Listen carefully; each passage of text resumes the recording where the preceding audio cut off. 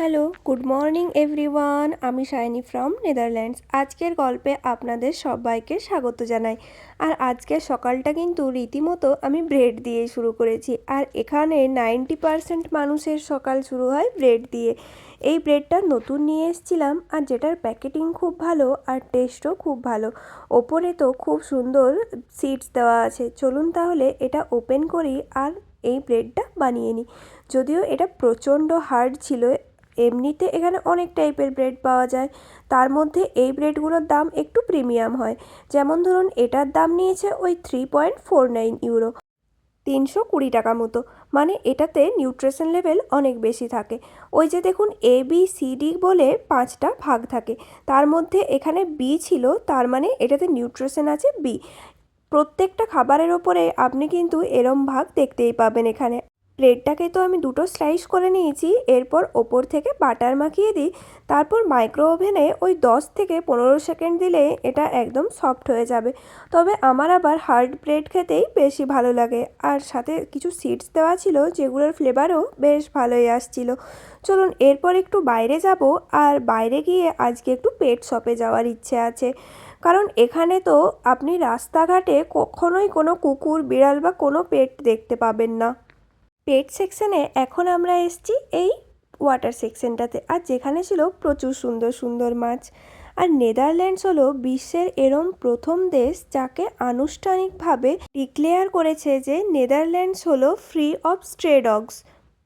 মানে এখানে আপনি কোনো কুকুরকে অ্যাবান্ডন্ট হিসেবে বা তার বাড়ি নেই, ঘর নেই, পরিচয় নেই, এরম কোনো কুকুর বিড়াল দেখতে পাবেন না, বিশেষ করে মেনলি ডগস।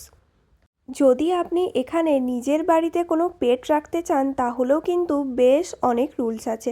যেমন ধরুন আপনি কোনো একটা ডগকে অ্যাডাপ্ট করতে চান, তাহলে সেই কুকুরকে অ্যাডাপ্ট করার পর 14 দিনের মধ্যে কিন্তু আপনাকে তার রেজিস্ট্রেশন করাতেই হবে এখানকার মিউনিসিপ্যালিটিতে। এরপর তারা এসে তাকে একটা চিপ প্রোভাইড করবেন। আর এখানে প্রত্যেকটি কুকুর এবং বিড়ালদের কানে একটা মাইক্রোচিপ লাগানো থাকে, যার মাধ্যমে তারা এই কুকুরটিকে শনাক্ত করতে পারে। এবং এই চিপের সাথে আপনার নাম রেজিস্ট্রেশন করানো হয়, যাতে কুকুরটা যদি কোনোভাবে বাড়ি থেকে পালিয়ে যায় বা রাস্তায় তাকে ধরা যায়, তাহলে এই মাইক্রোচিপ থেকে এনারা সেই কুকুরটিকে শনাক্ত করতে পারেন এবং তাকে তার পেরেন্টসের কাছে পাঠিয়ে দেয়।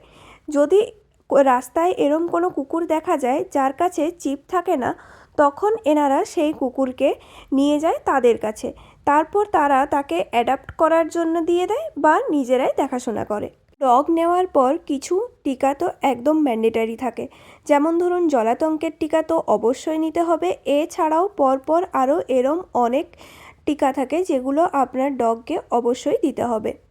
এরপর ধরুন আপনি ডগকে নিয়ে বাইরে বেরোতে চান, তাহলে কিন্তু অবশ্যই পাবলিক এরিয়াতে নিয়ে যাওয়ার আগে তাকে লিশ পরাতেই হবে।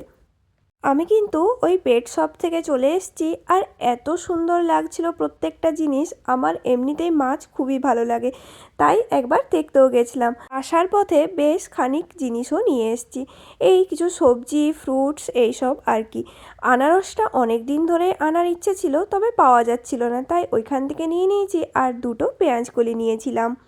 চলুন এরপর তাহলে এগুলো গুছিয়ে রাখি, আর পেট নেওয়ার আর কি কি নিয়মাবলী আছে সেগুলো আপনাদের সাথে শেয়ার করতে থাকি। আসলে এখানে তো সব কিছুই বেশ রুলস অনুযায়ী হয়। আমাদের ইন্ডিয়াতে পেট নেওয়া যেন কোনো ব্যাপারই না, তবে এখানে সেটা কিন্তু আরও বিরাট বড় ব্যাপার।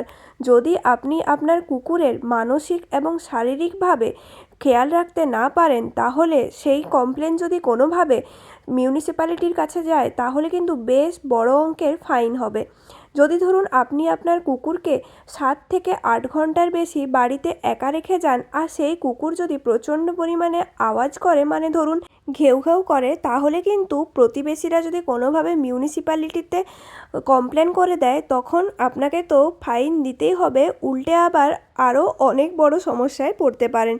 তো কুকুর নেওয়ার আগে অবশ্যই সাবধান থাকবেন এই সব ব্যাপারগুলোতে। বাজার থেকে আসার সময় না মাছ নিয়ে এসেছিলাম। আজকে বেশ সুন্দর মৌরলা মাছ পেয়েছি, যার জন্যে মাছগুলোকে পরিষ্কার করে ভেজে নিয়েছি। এরপর কিন্তু রান্নাও বসিয়ে দিয়েছি। ওই যে দেখুন পেঁয়াজ, রসুন, আদা ভালো করে ভাজাভাজি করার পর আলু দিয়ে আর এখন টমেটো দিয়ে দিলাম। কিছু কিছু সময় আবার কুকুরকে পাবলিক প্লেসে নিয়ে যাওয়ার আগে মাস্ক পরিয়ে নিয়ে যেতে হতে পারে। যদি আপনি কোনো ডেঞ্জারাস ডগ ব্রিড রাখতে চান তাহলে কিন্তু তাকে রাখার জন্য মিউনিসিপ্যালিটি থেকে আলাদা করে পারমিশন নিতে হয়। ডেঞ্জারাস ব্রিড যারা হয় তাদেরকে বেশিরভাগ টাইমেই এলাকাতে রাখার পারমিশন দেওয়া হয় না। যদি আপনার ডগ ভুল করেও কাউকে কামড়ে দেয় তাহলে কিন্তু তার পুরোপুরি দায়িত্ব আপনার ওপরে থাকবে। এখানে মিউনিসিপ্যালিটি বা যাকে কামড়েছে তার কোনো দায় নেই, আর কুকুর তো ভোলা ভালা প্রাণী, তার আর কি দায় থাকবে।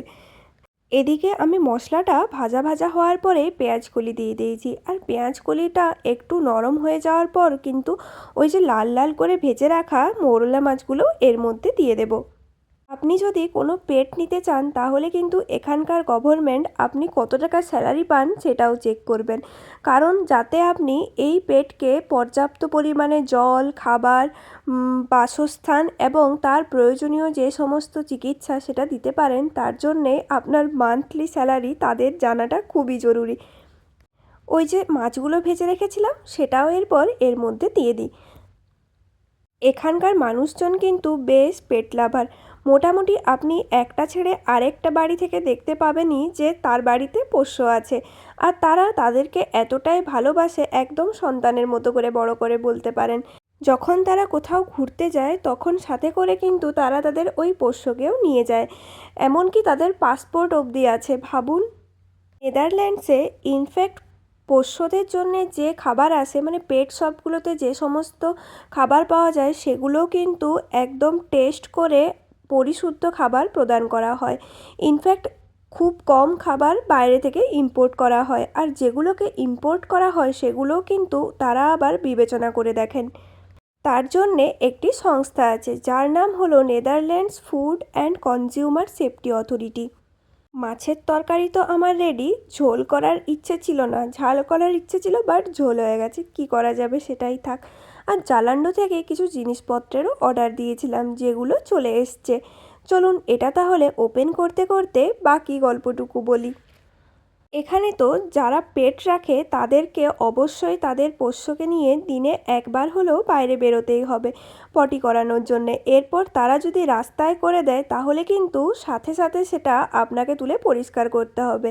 না হলে যদি কারো চোখে পড়ে বা ধরুন কেউ কমপ্লেন করে দেয় বা কোনো ক্যামেরাতে ধরা পড়ল তাহলে কিন্তু প্রচুর টাকার ফাইন হয়। আর এখানে ফাইন মানে কোনো 100-200 টাকা না, 5 থেকে 10,000 টাকার নিচে এনারা তো কোনো কথাই বলেন না। আসলে এমন ফাইন নেন যাতে মানুষ একবার ভুল করার পর দ্বিতীয়বার আর ওই ভুল করতে ভয় পায়। এই সব নানান কারণের জন্যে কিন্তু আপনি এখানে রাস্তায় কোনো স্ট্রিট ডগ দেখতে পাবেন না, এমনকি কোনো বিড়াল বা কোনো পোষ্যকেই দেখতে পাবেন না। এখানকার মানুষজন তা দেখার সাথে সাথেই গভর্নমেন্টের সাথে যোগাযোগ করেন। বক্সটার জন্যে কিন্তু বেশ অনেক দিন ধরে ওয়েট করছিলাম। ওই যে একটা ব্যাগ ওটা নিয়েছি, আর ছিল দুটো সোয়েটার, আরও একটা ছিল স্কুল ব্যাগ টাইপের ব্যাগ ওই অফিসে নিয়ে যাওয়ার জন্যে। তো এগুলো এখন রেখে দিই, আর আপনারা কিন্তু অবশ্যই লিখে জানাবেন যে আজকে নেদারল্যান্ডসের পোষ্য রাখার গল্প আপনাদের কেমন লাগলো। আর যদি কিছু নতুন জানার থাকে তাহলে আমাকে কমেন্ট করতে পারেন। তাহলে চলুন আজকে আমার এই ভ্লগটা এখানেই শেষ করছি।